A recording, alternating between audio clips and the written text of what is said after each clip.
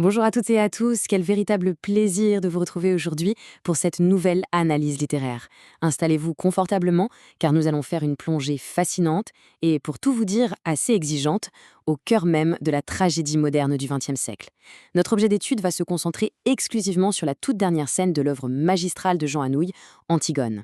C'est ici, dans ces toutes dernières répliques, que l'auteur scelle le destin de ses personnages de manière définitive et nous livre sans aucun filtre le sens profond de sa pièce. Alors préparez-vous à décortiquer chaque mot, chaque silence, parce que dans la mécanique impitoyable de la tragédie, croyez-moi, absolument rien n'est laissé au hasard.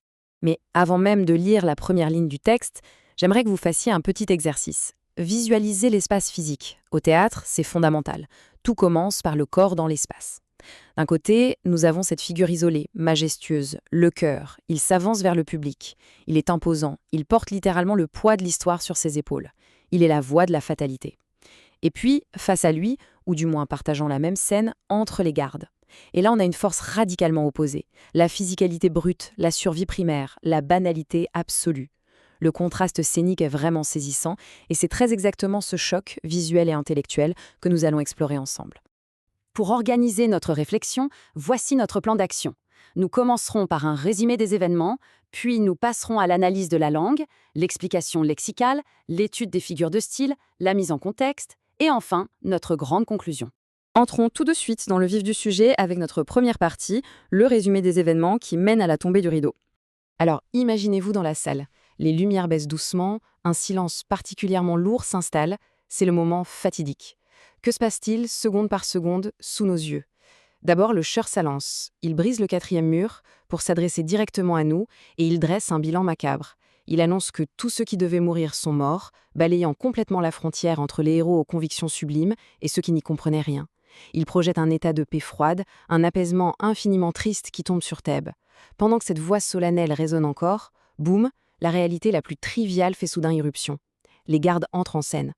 Aucune noblesse dans leur démarche. Ils s'installent lourdement, avec une nonchalance presque insultante, sur un banc. Et l'action finale, c'est quoi? Ils posent leur litre de vin rouge, reposent leur chapeau sur la nuque et entament la plus banale des parties de cartes. Le rideau tombe rapidement là-dessus. Le drame mythique s'achève sur une mécanique du quotidien. Ce qui nous amène tout naturellement à notre deuxième point, l'analyse de la langue et le style si particulier de Jean Anouilh. Il faut absolument se rappeler que, dans cette scène finale, chaque parole est profondément argumentative. Le cœur tente de justifier ce désastre au public. Et regardez ce choix de vocabulaire, je cite « mort pareil, tous, bien raides, bien inutiles, bien pourris ».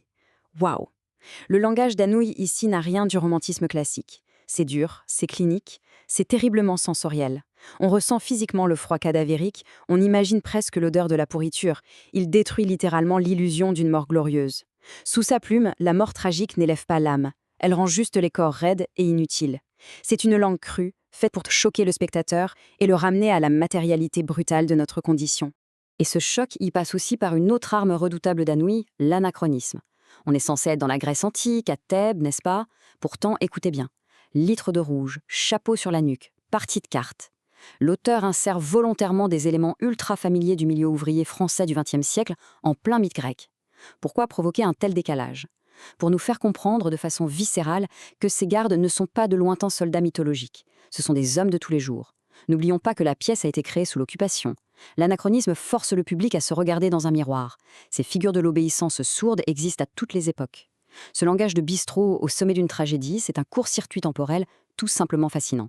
Passons maintenant à l'étape numéro 3, l'explication lexicale, parce que certains mots-clés méritent vraiment qu'on s'y attarde. Les mots sont les outils de précision du dramaturge. Prenons le mot « apaisement ». Le chœur déclare « un grand apaisement triste tombe sur Thèbes ». Ça vient du mot « paix », bien sûr. C'est le retour au calme. Mais toute l'ironie cruelle de ce terme réside dans le fait que cette paix a été achetée au prix du sang. C'est le calme après le massacre. Le chœur souligne bien que sans l'idéalisme d'Antigone, tout le monde aurait été bien tranquille. Cet apaisement n'est donc pas une victoire lumineuse, il est explicitement qualifié de triste. C'est un silence de plomb, le vide qui suit la tempête. Et que dire du mot « atout » ? Le texte précise que les gardes abattent leurs atouts. Au sens propre, oui, c'est la carte maîtresse qui remporte le pli dans leur petite partie sur le banc. Mais symboliquement, c'est vertigineux. C'est le dernier geste théâtral de la pièce. Au moment où le rideau s'effondre, les gardes jettent leurs atouts. C'est la métaphore parfaite de la fatalité aveugle. Les dieux ont joué leurs cartes, la mort a balayé le plateau et la partie humaine est terminée. L'ironie la plus noire de l'auteur, c'est d'avoir confié ce geste si hautement symbolique aux personnages les plus médiocres de la pièce. Impossible également de passer à côté de cette expression « c'est pas leurs oignons ». Le narrateur omniscient l'utilise pour décrire l'attitude des gardes. C'est une expression idiomatique familière, presque de l'argot. Et entendre ça juste après les suicides héroïques de la famille royale, c'est glaçant. Ça traduit une indifférence absolue. Les gardes se moquent éperdument des grands idéaux. Le sacrifice d'Antigone, ça ne les regarde pas. Cette vulgarité assumée, fracassant 1000 morceaux, toute tentative de s'accrocher à un romantisme pur. Et pour structurer tout ça, Anouilh s'appuie sur notre 4e point, les figures de style, les véritables rouages de la tragédie. Le texte foisonne de figures rhétoriques. Nous allons en identifier 5 majeures. D'abord, l'anaphore, avec la répétition de ceux qui croyaient. Ensuite, la gradation rythmique. Troisièmement, la métaphore de la maladie, avec le mot fièvre. Quatrièmement, la personnification de l'apaisement. Et cinquièmement, la rupture provoquée par le registre familier. Mais attardons-nous sur le cœur de cette mécanique, la gradation rythmique. Écoutez le rythme ternaire de cette phrase. Bien raide, bien inutile, bien pourri. L'adverbe bien martèle la syntaxe comme un coup de marteau. On commence par la rigidité physique avec raide, on glisse vers l'absurdité philosophique avec inutile, pour finir dans la décomposition abjecte avec pourri. C'est une antiphrase cruelle jetée au visage du public. Là où on voudrait voir un martyr sublime, Anouilh nous impose un tas de chair en putréfaction. Il écrase la hiérarchie entre le héros et le lâche. Face à la mort, c'est l'égalité la plus stricte et la plus absurde. Abordons maintenant notre 5e partie, le contexte, l'interprétation et ce fameux sens de l'absurde. Ce monologue, c'est le véritable manifeste idéologique de la pièce. D'un côté, on a cette mort héroïque, Antigone, consumée par l'absolu, poussée par un devoir qui dépasse la raison, mais qui finalement n'aboutit qu'au néant. Et de l'autre côté, on a la survie de la médiocrité. Les gardes, imperméables à l'histoire avec un grand H, qui continuent de boire et de jouer aux cartes. Le monde, tragiquement, ne s'arrête jamais pour pleurer ses héros. La noblesse s'écrase misérablement contre le mur de l'indifférence quotidienne. Le sacrifice d'Antigone est beau esthétiquement, c'est indéniable, mais face à la banalité de la vie qui continue pour les gardes, il semble, dans ce discours du moins, d'une futilité désespérante. Et nous voici arrivés à notre 6e et dernière étape, la conclusion, suivie de quelques questions pour vous. L'impact de cette scène est monumental, justement à cause de cette froideur clinique. Il n'y a plus de Dieu dans le ciel, juste une humanité abandonnée et des gardes imperturbables. Alors pour prolonger notre analyse, je vous laisse avec ces interrogations qui nourriront nos prochains débats en classe. Premièrement, les gardes, par leur seule médiocrité, sont-ils paradoxalement les vrais vainqueurs de la tragédie humaine ?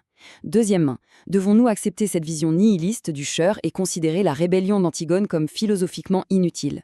Et troisièmement, cette partie de carte finale, jouée sur les cadavres de la royauté, n'est-elle pas un miroir tendu pour dénoncer notre propre aveuglement face au drame du monde ? Je vous invite à y réfléchir sérieusement pour notre prochaine séance. Merci infiniment de votre attention et à très bientôt pour poursuivre nos réflexions littéraires.